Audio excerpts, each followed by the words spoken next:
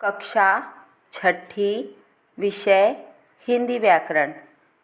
हिंदी व्याकरण में आज हम कारक भाग 2 पढ़ेंगे। बच्चों, कारक के पिछले वीडियो में हमने कारक के 4 प्रकार के बारे में पढ़ा था।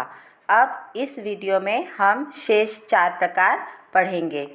हमारा अगला प्रकार है अपादान कारक। सबसे पहले हम परिभाषा पढ़ते हैं।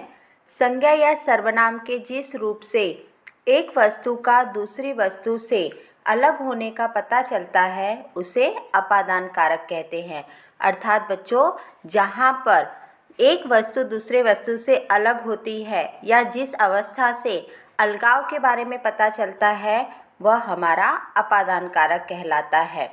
जैसे पेड़ से पत्ता गिरा। अब बच्चों, यहाँ पर पत्ता जो है जब वह पेड़ पर से नीचे गिरा तो वह पेड़ से अलग हो गया, तो यहाँ पर अलगाव के भाव प्रकट हो रहे हैं, इसलिए यह हमारा अपादान कारक है। दूसरा उदाहरण है नदी पहाड़ों से निकलती है। अब यहाँ पर बच्चों, नदी जो है वह पहाड़ से निकलकर जब आगे की तरफ बहती है तब वह पहाड़ से अलग हो जाती है, तो यहाँ पर भी अलगाव के भाव प्रकट हो रहे हैं, इसलिए यह हमारा अपादान कारक का उदाहरण है। तो इन दोनों उदाहरणों में, पहले उदाहरण में पेड़ से और दूसरे उदाहरण में पहाड़ों से, यह हमारा अपादान कारक होगा। और बच्चों, अपादान कारक का चिन्ह होता है से।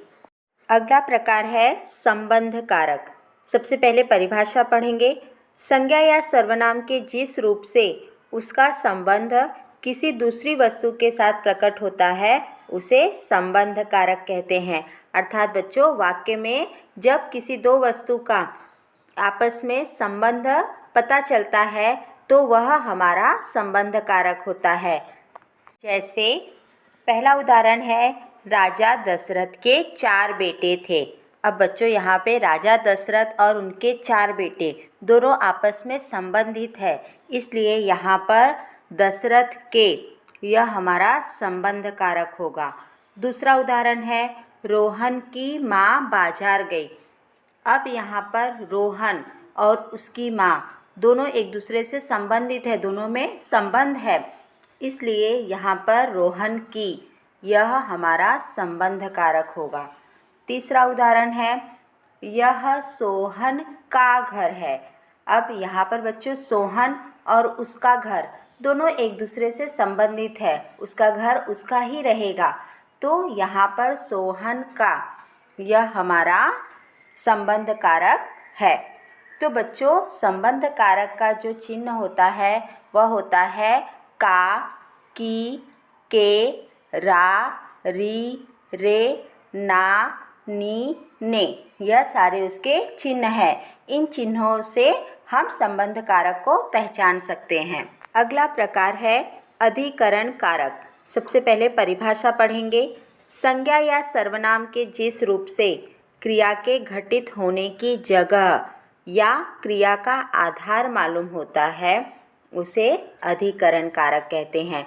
अर्थात बच्चों, जब क्रिया किस स्थान पर घटित हुई है, अर्थात क्रिया कहाँ पर हुई है, उसके बारे में अगर आपको पता चलता है तो वह हमारा अधिकरण कारक होता है।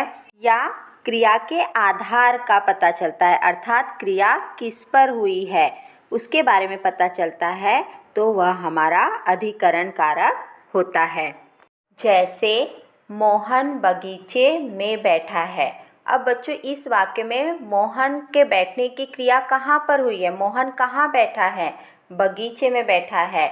वह बगीचा जो है वह किसी स्थान को सूचित कर रहा है, तो इस उदाहरण में बगीचे में, यह हमारा अधिकरण कारक होगा। दूसरा उदाहरण है मेज पर गुलदस्ता रखा है।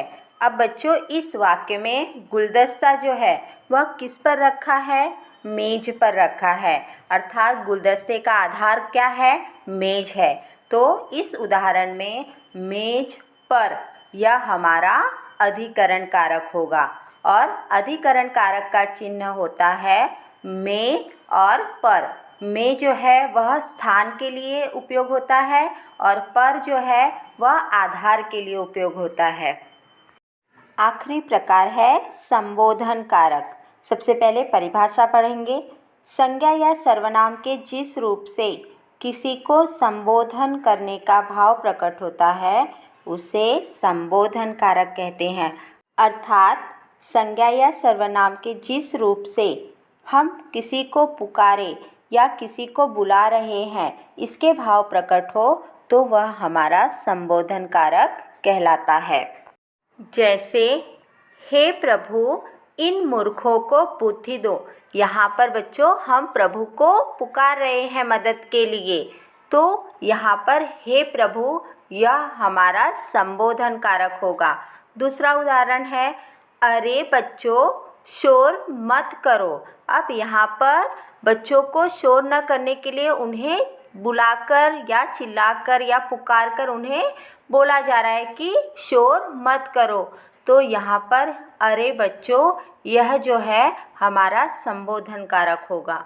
तीसरा उदाहरण है अजी सुनते हो। यहाँ पर कोई किसी को बुला रहा है तो इसलिए यहाँ पर अजी यह हमारा संबोधन कारक होगा।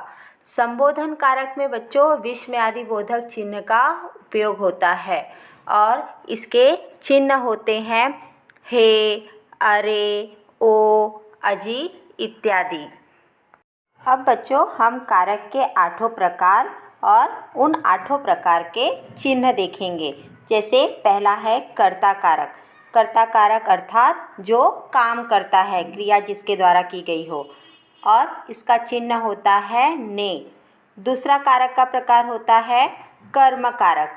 कर्म कारक अर्थात जिस पर क्रिया का असर पड़े और इसका चिन्ह होता है को। तीसरा है करण कारक।